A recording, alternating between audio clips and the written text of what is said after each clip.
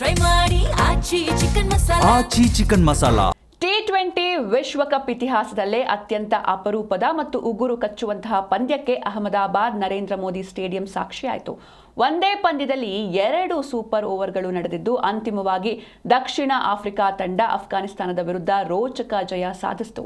ದಕ್ಷಿಣ Africa ನೀಡಿದ 188 ರನ್ಗಳ ಸವಾಲನ್ನು ಬೆನ್ನತ್ತಿದ ಅಫ್ಘಾನಿಸ್ತಾನ್ ರಹಮಾನುಲ್ಲಾ ಗುರ್ಬಾಜ್ ಅವರ ಸ್ಫೋಟಕ ಬ್ಯಾಟಿಂಗ್ ನೆರವಿನಿಂದ ಗೆಲುವಿನ ಸಮೀಪ ಬಂದಿತ್ತು. ಆದರೆ ಕೊನೆಯ ಎಸೆತದಲ್ಲಿ ವಿಕೆಟ್ ಕಳೆದುಕೊಂಡು ಸ್ಕೋರ್ ಸಮನಾಯಿತು. ಹೀಗಾಗಿ ಪಂದ್ಯ ಟೈ ಆಗಿತ್ತು. ಬಳಿಕ ಮೊದಲ ಸೂಪರ್ ಓವರ್ನಲ್ಲಿ ಮೊದಲು ಬ್ಯಾಟ್ ಮಾಡಿದ ಅಫ್ಘಾನಿಸ್ತಾನ್ 17 ರನ್ ಗಳಿಸಿತು.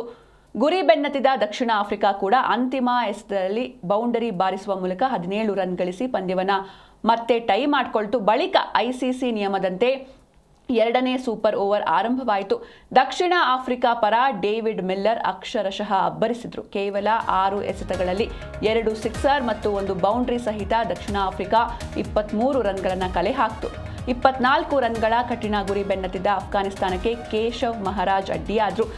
ಕರಾರುವಕ್ ದಾಳಿ ನಡೆಸಿದ ಮಹಾರಾಜ್ ಅಫ್ಘಾನ್ ಪಡೆಯನ್ನ 19 ರನ್ಗಳಿಗೆ ನಿಯಂತ್ರಿಸಿ ತಂಡಕ್ಕೆ ವಿಜಯ ತಂದುಕೊಟ್ರು.